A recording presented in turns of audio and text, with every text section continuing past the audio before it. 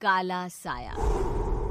यूं तो बनारस घाट अपनी खूबसूरती के लिए बहुत प्रचलित है, पर घाट के किनारे कई राज लिए बैठे हैं। ये कहानी शुरू होती है बनारस के घाट के पास बने ममता निवास से, जहां प्रिया लाल जोड़े में ममता के घर उसकी बहू बनकर आती है। आओ आओ बहू, घर को अपने पैरों से पवित्र करो। ममता घर की दहलीज पार कर ही रही होती है कि अचानक एक बहुत गंदी सी बास पूरे घर में फैल जाती है।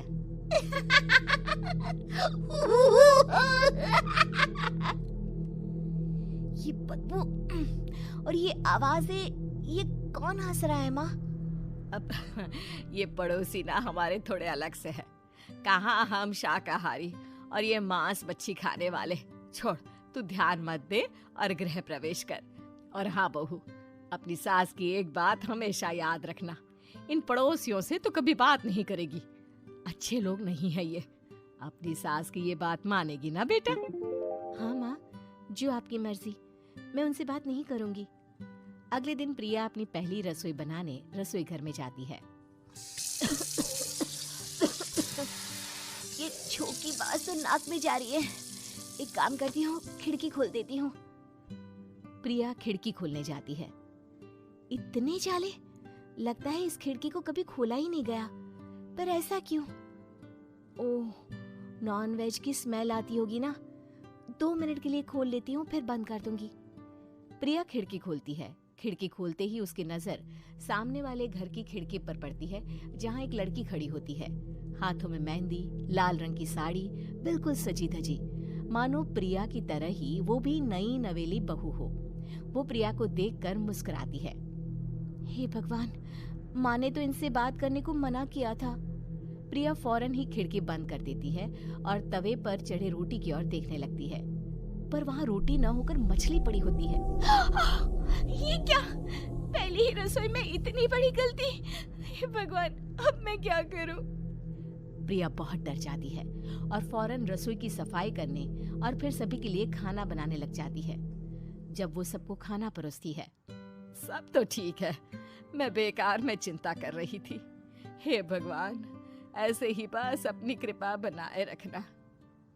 रात के वक्त जब सब सो रहे होते हैं, तब प्रिया को पायल की आवाज सुनाई देती है, जिससे उसकी आंख खुल जाती है।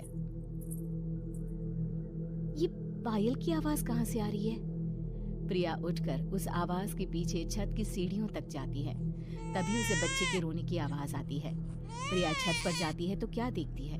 वही लाल साड़ी वाली लड़की अपनी गोद में एक नवजात बच्चे को घुमा घुमा कर सुला रही है। तभी प्रिया की नजर उसके पेट पर पड़ती है। ओह गॉड, ये तो प्रेग्नेंट भी है। सुनिए, बच्चा सो नहीं रहा है क्या?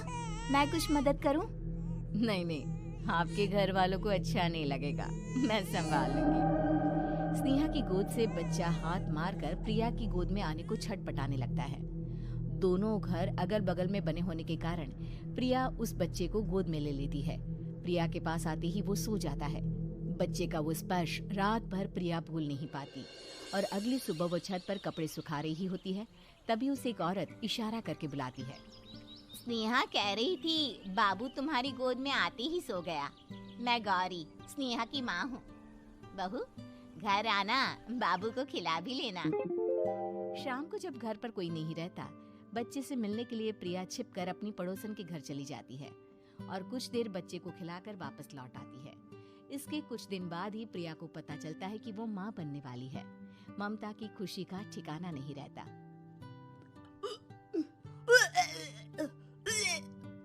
माँ जी, पता नहीं क्यों उल्टी आ रही है। प्रिया भागती हुई वॉशरूम में जाती है तो हरे और लाल रंग की उल्टी करती है। उस उल्टी में से कीड़े निकलते हैं। ये क्या? खून और ये कीड़े! माँ! माँ! प्रिया की आवाज सुनकर ममता दौड़ कर आती है, पर बेसिन में कुछ नहीं होता। प्रिया हक्की बक्की रह जाती है। ये सब क्या हो रहा है? प्रिया घबरा जाती है और अपने कमरे में जाकर सो जाती है। डर के कारण वो इतनी थक जाती है कि उसकी आंख लग जाती है। तब उसे ऐसा लगता है उसके पेट पर मानो कोई बैठा हुआ हो। कौन हो? प्रिया के पेट पर एक 5 महीने की बच्ची बैठी हुई थी, जो बुरी तरह जली हुई थी। माँ, तुम ही मुझे लाई ना अपने पेट में।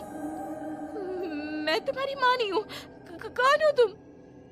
माँ, देखो मैं जल गई बुरी तरह से। 6 महीने पेट में रहने को भी मुझे नहीं मिला। सहला दो ना माँ। बचाओ, बचाओ, माँ। ममता दौड़कर कमरे में आती है। प्रिया की बातें सुनकर वो सब समझ जाती है। तू कहीं बगल वाले घर में तो नहीं जाकर आई ना बहू? मुझे माफ कर दो, मैं गई थी माँ। उस घर में सब मरे हुए हैं बहू। कई साल पहले स्नेहा उस घर में बहू बनकर आई थी। कुछ ही दिन में वो एक बच्चे को जन्म देने वाली थी। पूरा घर बच्चे के आने की खुशी में खोया था कि एक दिन अचानक उस घर में आग लग गई। सब बुरी तरह जलकर मर गए। गौरी आज भी दादी बनने का इंतजार कर रही है और इसीलिए स्नेहा ने अपना अजन्मा बच्चा तुम्हारी कोख में डाल दिया। ममता ये कह रही होती है कि पीछे से उसके पैरों को एक बच्चा पकड़ लेता है। दादी, दादी। माँ, स्नेहा की गोद में यही बच्चा था। ये बच्चा कौन है फिर? तेरी मौत है। तेरी भी दादी। जिस चीज का ममता को डर था वही हो गया। ममता निवास के ऊपर मौत ने चादर बिछा दी थी। प्रिया का पेट ऐसे बढ़ जाता है मानो 9 महीने का हो। 2 हाथ उसके पेट से बाहर निकलते हैं। बहू, संतोष को फोन कर, किसी पंडित जी को बुला बहू। प्रिया का पति भागता हुआ घर आता है। ये तो होना ही था माँ। तेरा पाप तेरे सामने आ गया तो तू सह नहीं पा रही है। स्नेहा घर में आग लगी नहीं थी, माँ ने लगाई थी, प्रॉपर्टी की लालच में। और वो बच्चा मेरी पहली पत्नी का बच्चा है, मेरा बेटा, जो कि उस आग की चपेट का शिकार हो गया था। मैंने तुमसे ये सब माँ के कहने पर छुपाया था। मुझे माफ कर दो प्रिया। तुम अगर चाहो तो यहाँ से जा सकती हो। मैं तुम्हें किसी भी बंधन में रखना नहीं चाहता। मेरी शादी हुई है आपसे, मैं आपको छोड़ नहीं सकती, पर उससे पहले हमें स्नेहा, उसकी माँ और बच्चे की आत्मा की शांति करवानी होगी। संतोष और ममता गौरी के घर जाते हैं। अंदर सब कुछ जला हुआ होता है। जमीन पर जली हुई लाशें बिखरी हुई थी। ममता रो रो कर अपने करने की माफी गौरी से मांगती है। प्रिया स्नेहा के घर वालों का अंतिम संस्कार करवा देती है और ममता निवास फिर से आत्माओं के साथ